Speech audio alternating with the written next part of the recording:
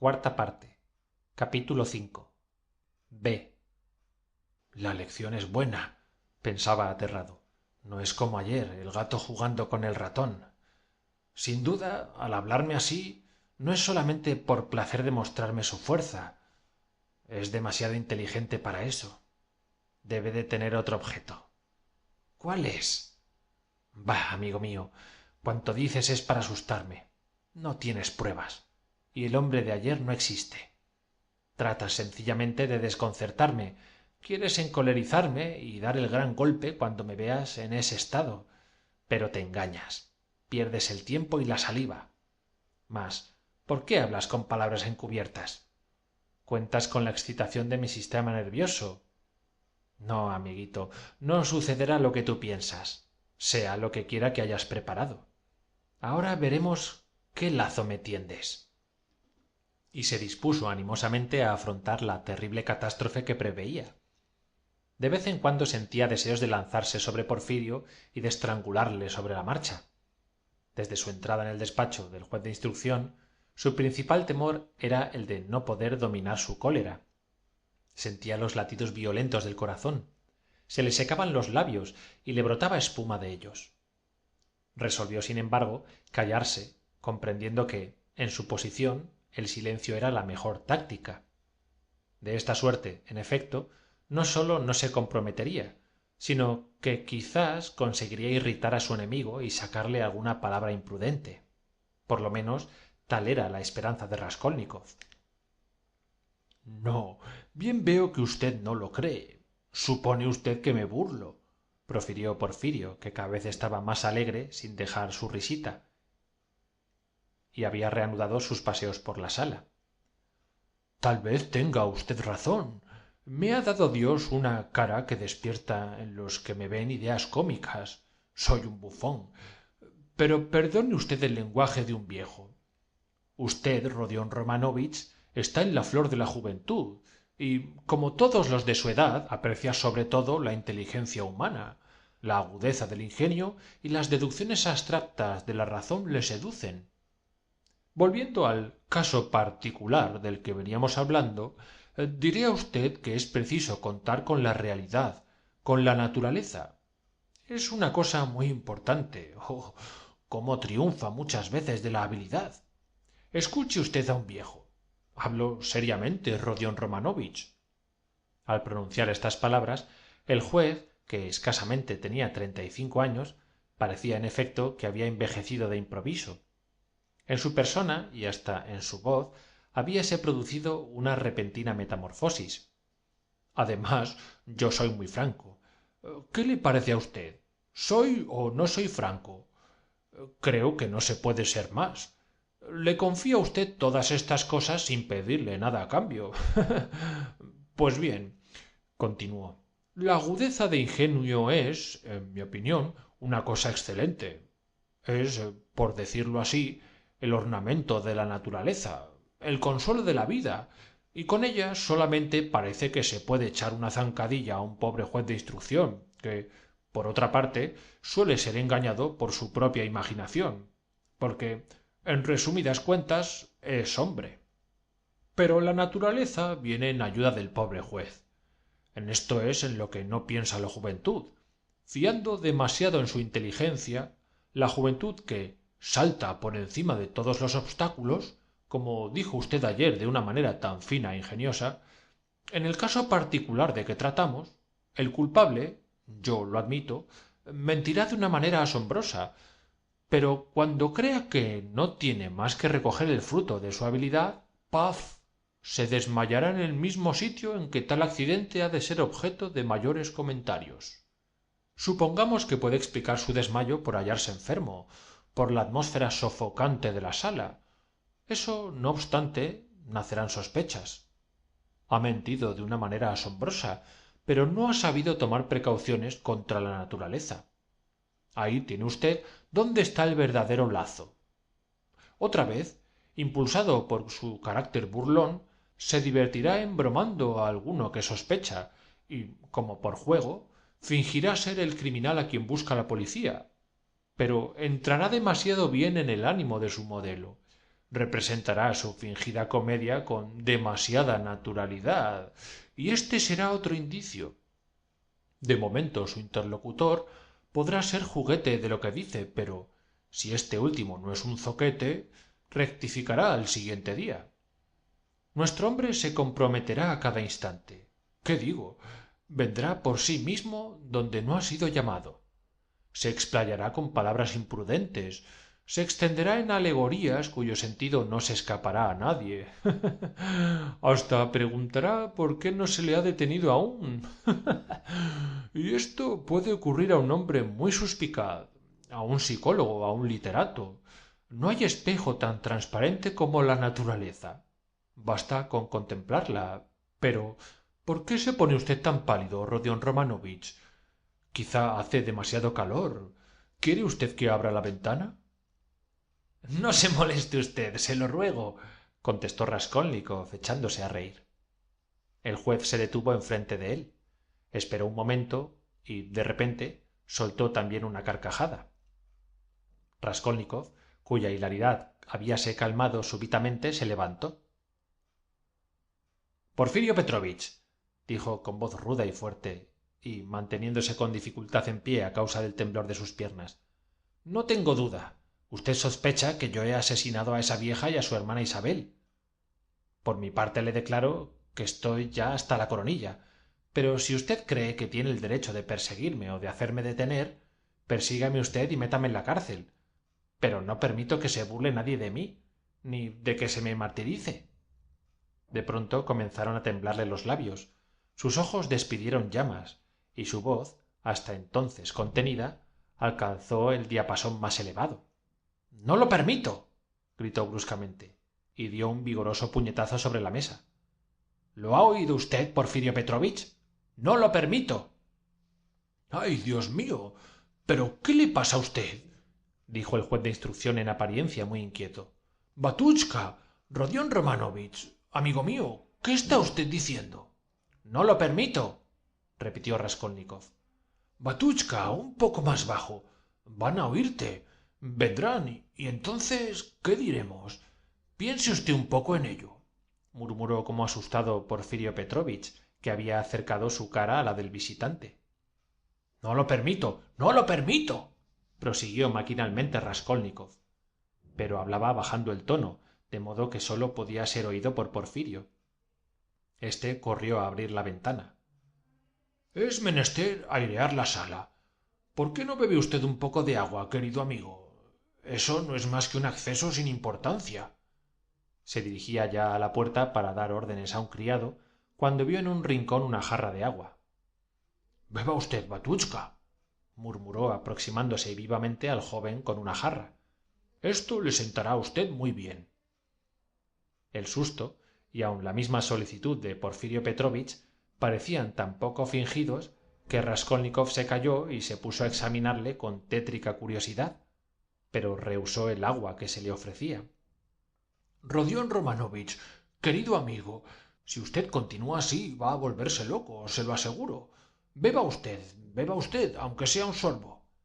Y le puso casi a la fuerza el vaso en la mano.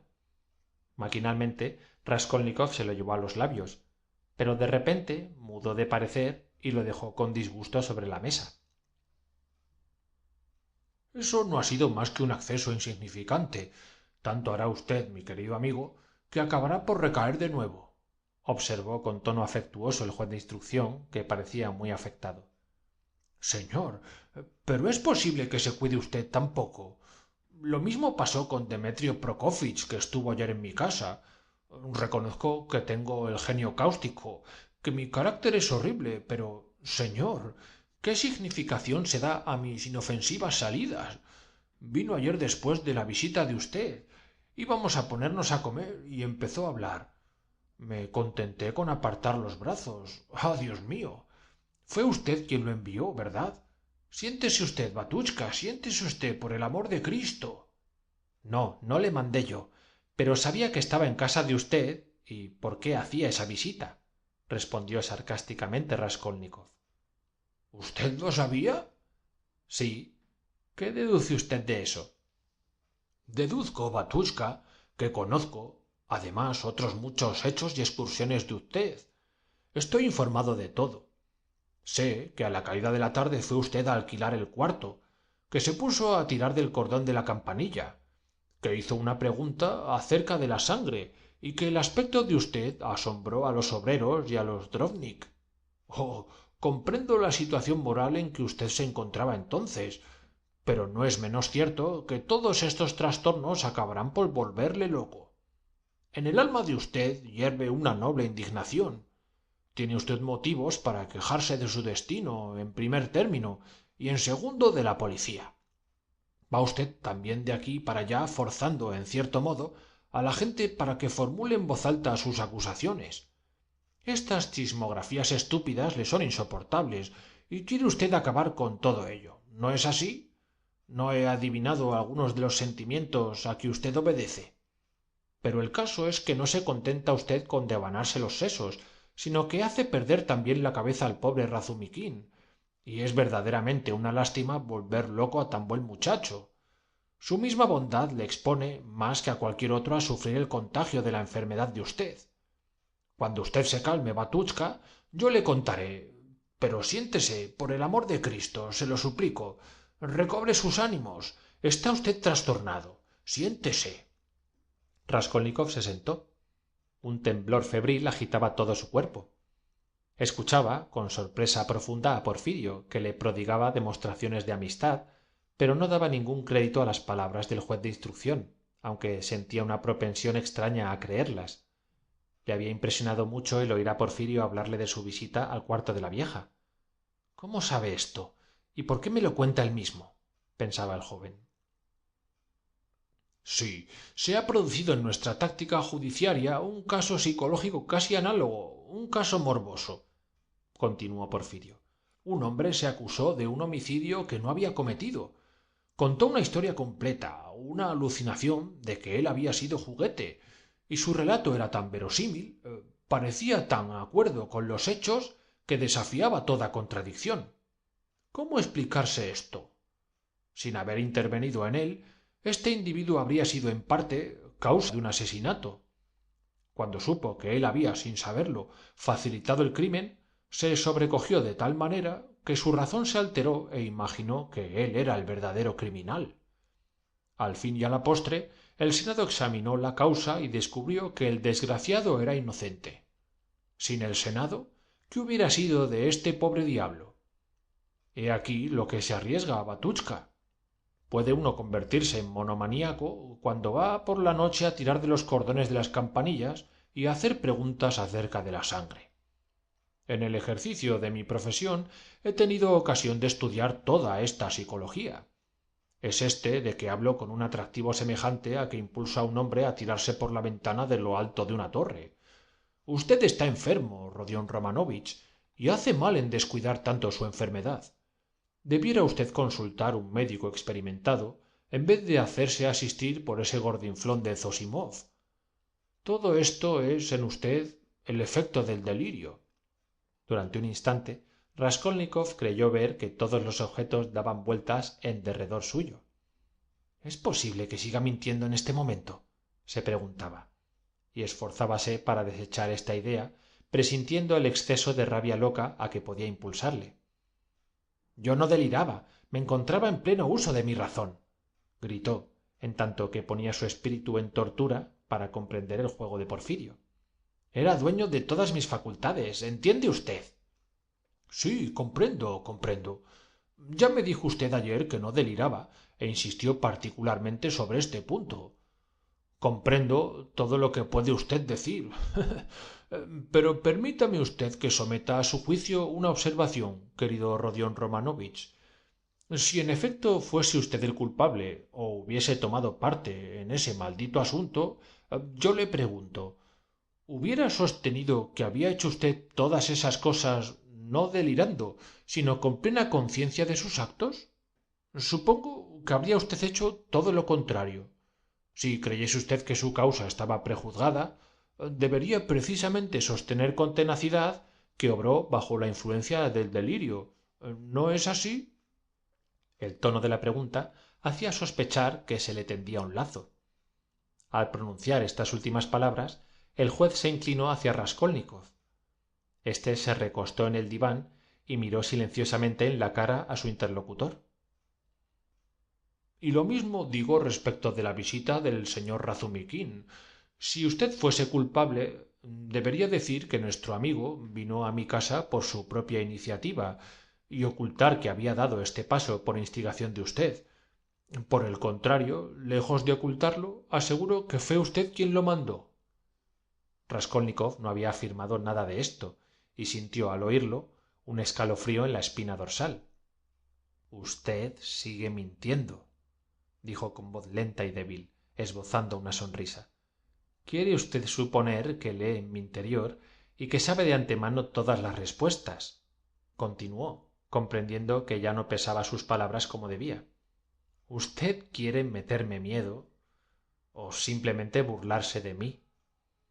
Hablando de este modo, Raskolnikov no cesaba de mirar fijamente al juez de instrucción. De repente brillaron de nuevo en sus ojos relámpagos de cólera violenta.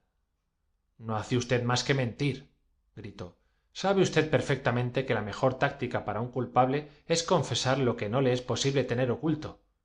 Yo no le creo a usted. Qué listo es usted para ver las cosas, dijo Porfirio sonriéndose. Pero en este asunto, Batuchka, está engañado. Es el efecto de la monomanía. Ah, ¿con que usted no me cree? Pues yo le digo que me crea un poco, y me arreglaré de manera que acabe por creerme del todo, porque yo le quiero a usted sinceramente y le miro con singular interés. Los labios de Raskolnikov comenzaron a temblar. Sí, yo le quiero a usted, prosiguió Porfirio asiendo amistosamente el brazo del joven por algo más arriba del codo. Vuelvo a repetírselo a usted. Cuídese su enfermedad. Además, la familia de usted se encuentra ahora en San Petersburgo. Piense algo en ella. Debería usted hacer la felicidad de sus parientes y, por el contrario, solo les acarrea inquietudes.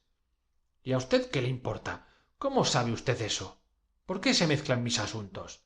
De modo que usted me vigila y además me lo dice.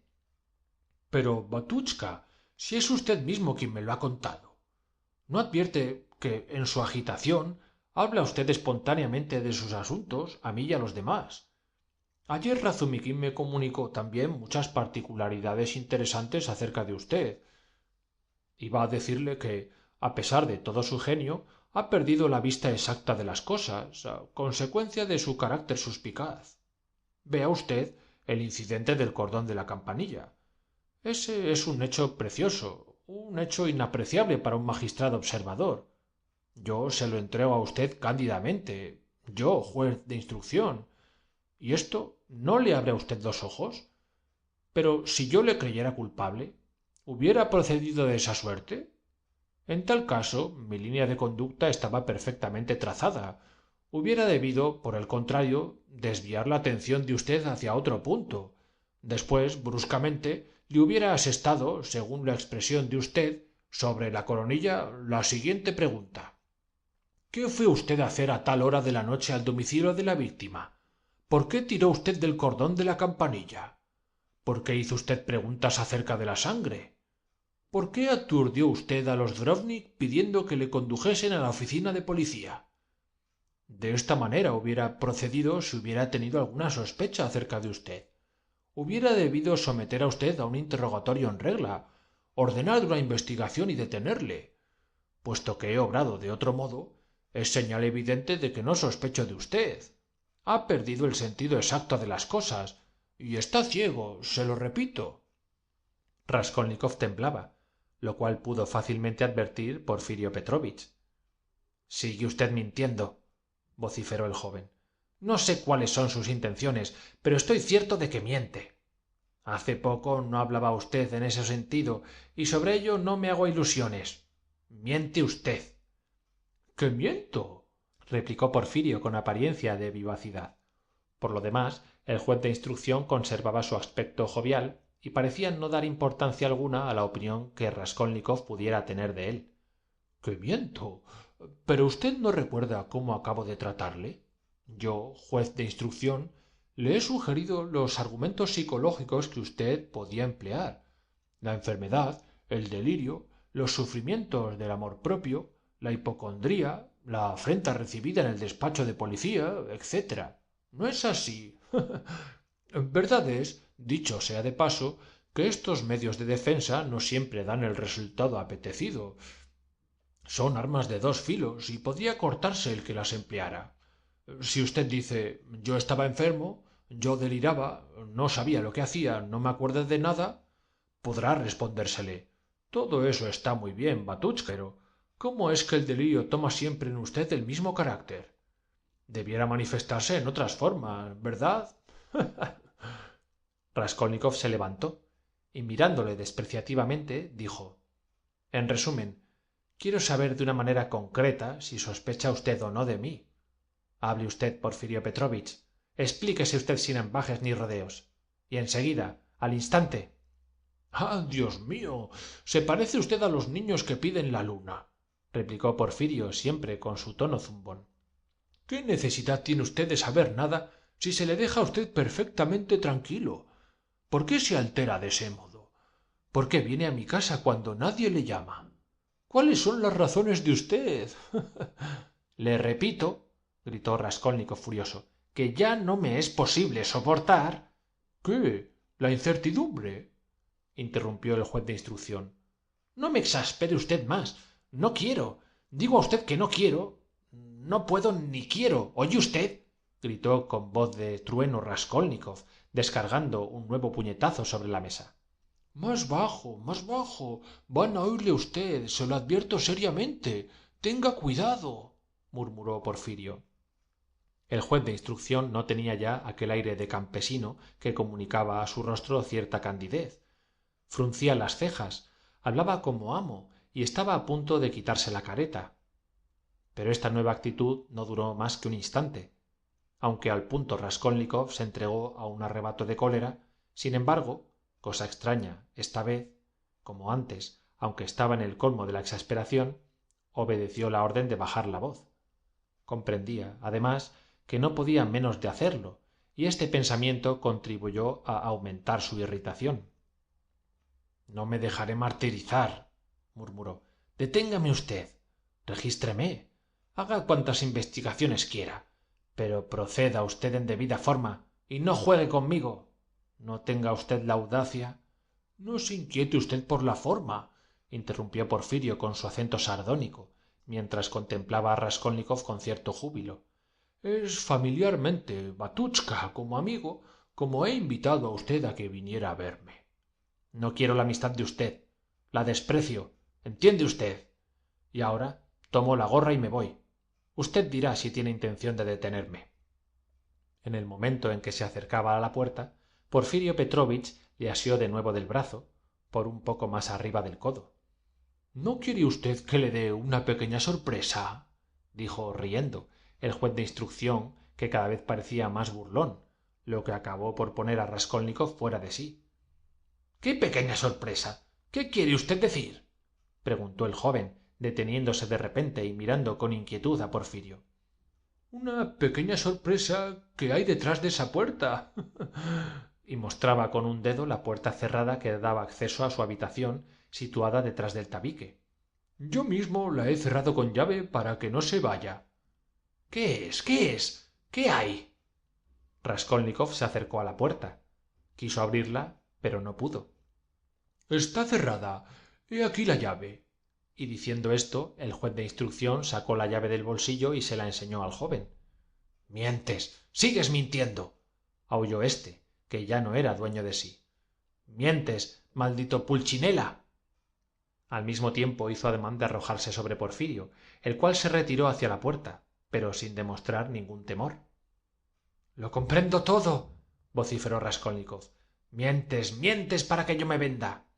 Pero, ¿por qué ha de venderse usted? Vea en qué estado se encuentra Rodion Romanovich. No grite o llamo. Mientes, no hay nada. Llama a tu gente. Sabías que estaba enfermo y has querido exasperarme, ponerme en el disparador para arrancarme una confesión. Ese era tu objeto. Exhibe tus pruebas. Te he comprendido. No tienes pruebas. No tienes más que suposiciones, las conjeturas de Zametov. Conocías mi carácter y has querido exasperarme a fin de hacer enseguida que se presentaran bruscamente los popes y delegados. Los esperas, ¿eh? ¿A quién esperas? ¿A ellos? Hazlos entrar. ¿Qué habla usted de delegados, Batuschka? Vaya unas ideas. La misma forma para emplear el mismo lenguaje de usted no permite proceder de este modo. Usted conoce el procedimiento, mi querido amigo. Pero será observada la forma. Usted lo verá, murmuró Porfirio, que se había puesto a escuchar junto a la puerta. Sonaba, en efecto, cierto ruido en la pieza continua. —¡Ah! ¿Vienen? —gritó Raskolnikov. —¿Los ha enviado a buscar? —Habías contado. Pues bien, introdúcelos a todos, delegados y testigos. Haz entrar a quien quieras. Estoy pronto. Pero entonces ocurrió un incidente muy extraño, tan fuera del curso ordinario de las cosas, que sin duda Raskolnikov ni Porfirio Petrovich hubieran podido preveerlo. Sección 32.